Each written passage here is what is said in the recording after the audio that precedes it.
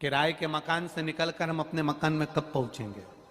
बड़ी बीमारी हो गई, कैंसर जैसा रोग हो गया, लीवर किडनी खराब हो गए, थायराइड हो गया, कहीं सोरेसिस हो गया, ये शरीर में इतने रोग हो गए, कहीं आंख की रोशनी चली गई, कहीं श्रवण शक्ति चली गई, कहीं कंठ के अंदर मालूम पड़े गांठें पड़ गई, कैंसर जैसा रोग हो गया। इससे हम छूटेंगे कैसे? हमारा दुख कटेगा कैसे? हम किसके पास जाएं कि हमारा दुख कट जाए?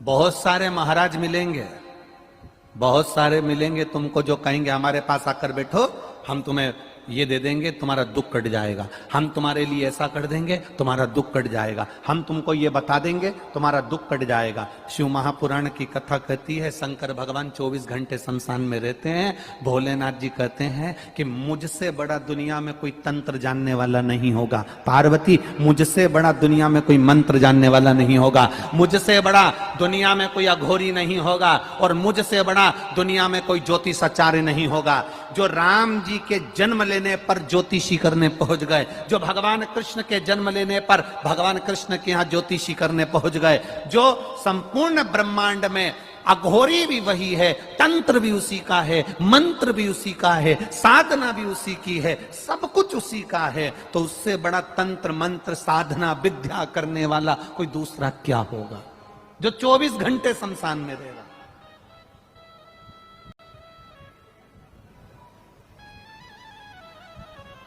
हिंदू धर्म के, सनातन धर्म के प्रसिद्ध मंदिरों में केवल एक मंदिर ऐसा है जिसके सामने शंकर के शिवलिंग के सामने नंदी नहीं है।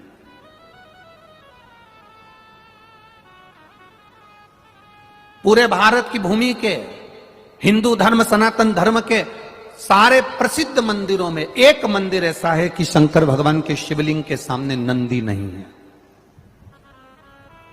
क्यों नहीं है?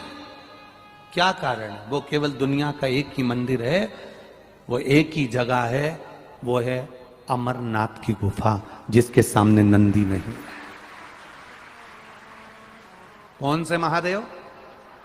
जम के बोलो जरा। अमरनाथ। अमरनाथ बाबा के सामने नंदी नहीं है, क्योंकि भोलेनाथ पार्वती जी को जब अमर गुफा में बैठकर ज्ञान दे रहे थे तब नंदी को भी छोड़ दिया था, गले के सांप को भी छोड़ दिया था, चंद्र को भी छोड़ दिया था। यहां तक है कि भगवान ने गंगा को भी संजो कर एक जगह पर रख दिया था जब पार्वती को ज्ञान उपदेश दिया जा रहा था। अमरनाथ की गुफा में जब देवाधिदेव महादेव पार्वती को ज्ञान उपदेश दे रहे थे, सब कुछ छोड़ दिया। नंदी ने कहा था आप गुफा के अंदर जाकर बैठ जाओगे, मैं अंदर नहीं जा सकता, मेरे लिए आज्ञा क्या है? भगवान कहते हैं जब तक मैं गुफा में बैठा रहूं तो बाहर रहना, लोग जल चढ़ाएंगे, मेरी आराधना करेंगे।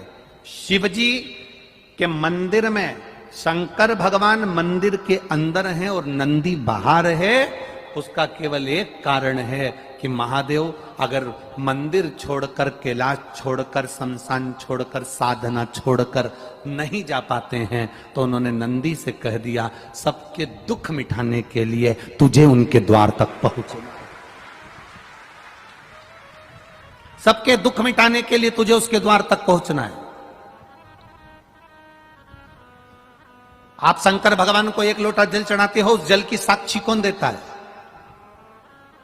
तुम्हारी शादी होती है, फेरे होते हैं, शादी की साक्षी कौन देता है? साक्षी देने वाले दो हैं, एक अग्निदेव, दूसरा ध्रुव तारा। कौन देता है? ध्रुव तारा। पहले ऐसा नियम था, अब यहां पर महाराष्ट्र में है कि नहीं हमें नहीं मालूम। पहले लड़का लड़की की शादी होती थी तो खवास आता था, नाई आता था, लड़का लड़की का ऐसा सिर मिलाता था और उनको ध्रुव तारा दिखाता था। महाराष्ट्र में ऐसा है कि नहीं है पता नहीं हमको, है कि नहीं? इधर है ना, कहीं कहीं होगा ऐसा। तो ध्रुव तारा साक्षी होता था। उस भरकन्या के विवाह की साक्षी ध्रुव तारा देता था, साक्षी थी उसकी।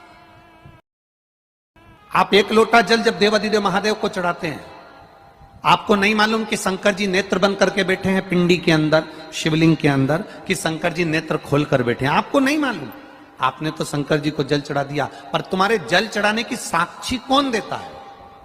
जो सामने बैठा हुआ है मंदिर के बाहर। कौन? नंदी।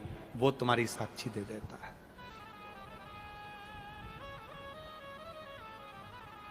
ये वापिस गई हुई सत्ता कैसे मिलेगी? गया हुआ बेबहू कैसे मिलेगा? हमारा दुख कैसे कटेगा?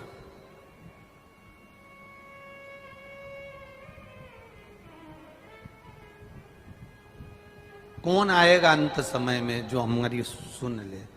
अंत समय प्रभु आना पड़ेगा, वचन दिया तो निभाना पड़ेगा।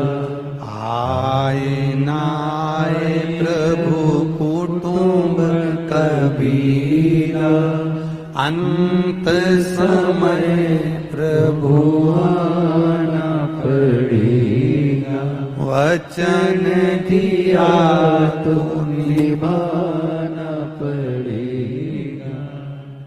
कोई आएगा कि नहीं आएगा, पर जिसको तुमने एक लोटा जल चढ़ाया है, एक बेलपत्र देवाधिदेव महादेव को समर्पित करी है, कुछ उससे दिल से कहा है, वो आएगा।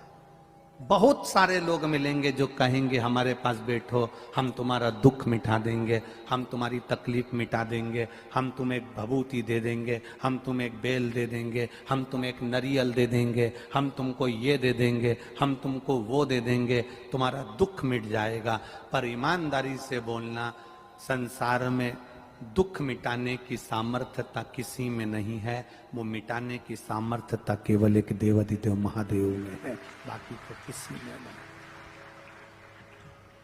सियोर वाला महाराज तुमसे कह दे कि मैं तुम्हारा दुख मिटा दूंगा, तो बहुत कठिन बात है। हमारा दुख मिटाने वाला भी देवाधिदेव महादेव है, तो तुम्हारा दुख भी मिटाने वाला देवाधिदेव महादेव।